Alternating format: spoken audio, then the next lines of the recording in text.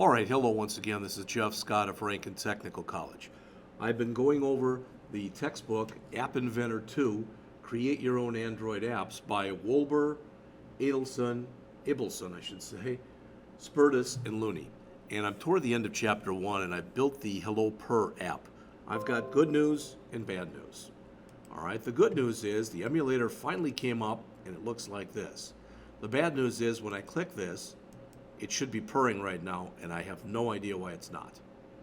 So what I'm going to do is just go through the rest of the chapter and the material that's in there, attempt to figure out, debug, and see if I can figure out why the app isn't making noise as it should.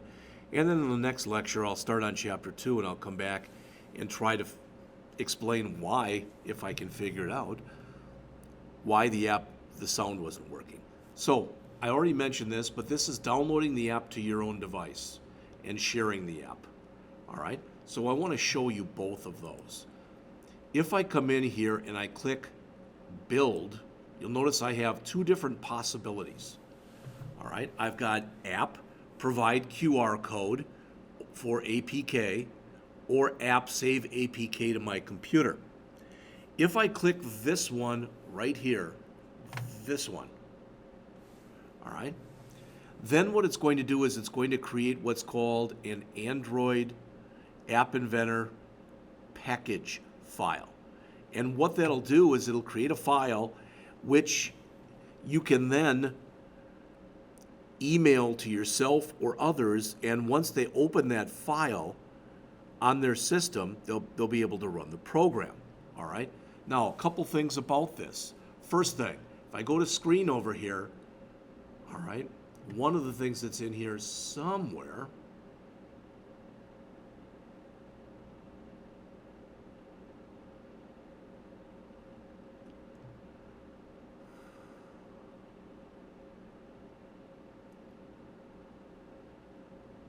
is what you're able to start in here. This is what I mentioned before. That's the HelloPurr.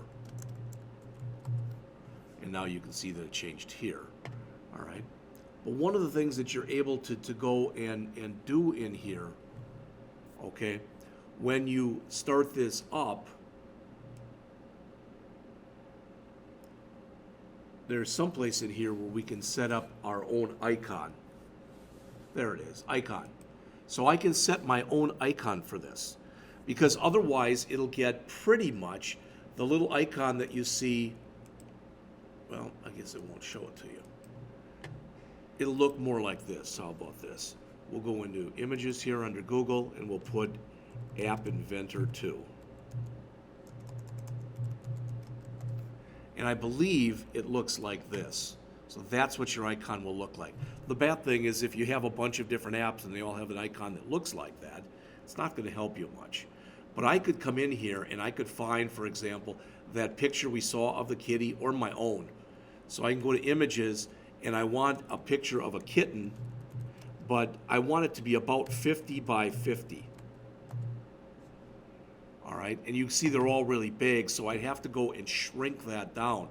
So if I wanted to use this one right here, I'd right mouse click on it, choose Save Image As, save it to my desktop, maybe call it kitten icon.jpg. All right, and then once I have that, there it is. Come on. All right, then I can go into a site like makeathumbnail.com and choose a file, grab that file that we just had, kitten icon, all right, and we want the size to be as close to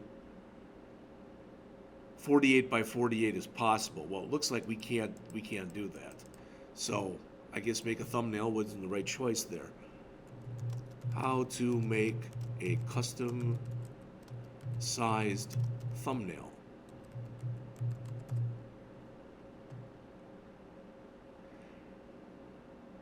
And they tell you how to make thumbnails, how to make a custom. I don't want to watch that. YouTube, free online YouTube thumbnail maker. Don't know if that'll work or not, but we'll try that.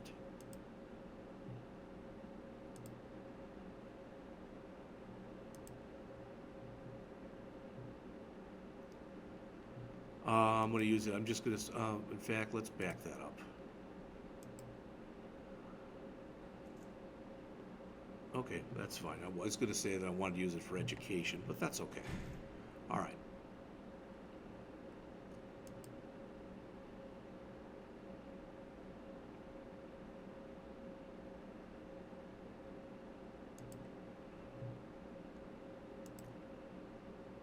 Well, I don't want to pay for anything here, so anytime I show anyone how to use something, I want to grab free products. So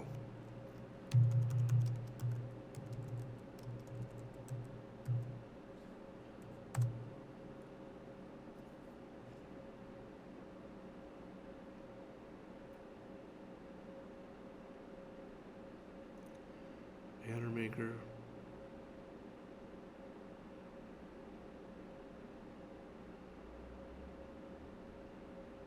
Well, the point is, let's go back to where we were here. The way we do it is if we were on Make a Thumbnail or something similar, we'd want to be able to create a custom size. Now it's 100 by 100, which is too big.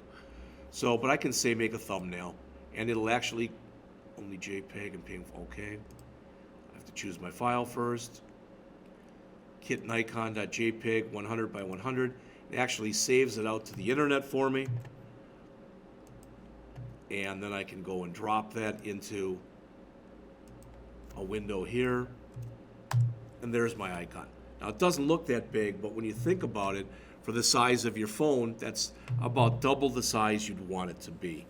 All right, but the point is, and I'm not trying to belabor this too long, is that you can come in there and you can create your own thumbnail, and then when you do a build, and you choose this, all right? And it says provide QR code, and it'll provide a code that you can either key in to your phone or you can scan it to run it. I don't want to go into it in any more detail than that. And finally, you can save this as an AppInventor package file, which will save it to your regular computer. All right, if I click that one, then you'll notice it's going to come through here and it's going to do a bunch of stuff. Preparing the icon, etc. So it's getting everything ready for me. Building the APK. I could be wrong here, but I believe it puts it in your downloads file. So we're going to check on that in just a minute, and then we're finished with this first chapter. So HelloPurr.apk, show in folder. There it is in my download, right there. Okay. So we've gone through this first chapter of the book, and as they do at the end of each chapter, the author comes in and says, if you wanted to, you could make variations on this program, additions, etc. to it. We're not going to do that, but in this chapter, we built an app, we selected our components in the designer, we added our code, so to speak, which was more drag and drop in the blocks editor. We saw that some components, like our screen, our buttons, our labels, are visible, and some components, like our sound component and our accelerometer, are invisible.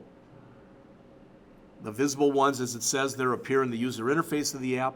The non-visible ones do work in the background.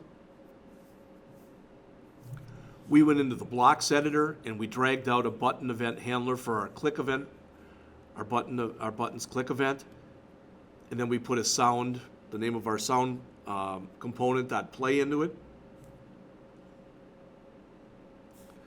What you'll find when we go on is there's some commands that require more information. Those information that they require are known as arguments or parameters. We'll get into that more as the book goes on.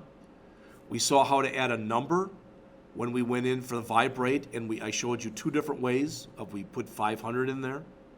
We looked a little bit at the accelerometer, but not much. We'll talk about it in other lessons. And I tried to quickly show you how to package the apps and build a download for your phone. All right, so that's pretty much it. When we come back in the next chapter,